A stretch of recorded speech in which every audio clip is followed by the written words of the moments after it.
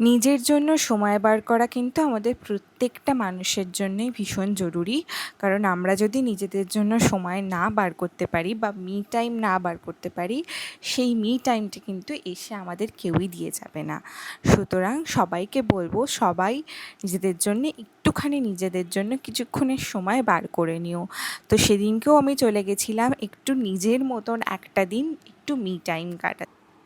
অনেক দিন ধরেই মিনিসোতে যাওয়ার আমার খুব দরকার ছিল, তো ফাইনালি সাউথ সিটির মিনিসো আউটলেটে চলে গেছিলাম। আর এই প্রথম আমি বেসমেন্টে গেলাম সাউথ সিটির। তো এখানে এই মিররগুলোর মধ্যে আমি একটা মিরর নিয়েছিলাম, কারণ ডান্সের কাজের জন্য মানে এটা খুবই জরুরি হয়।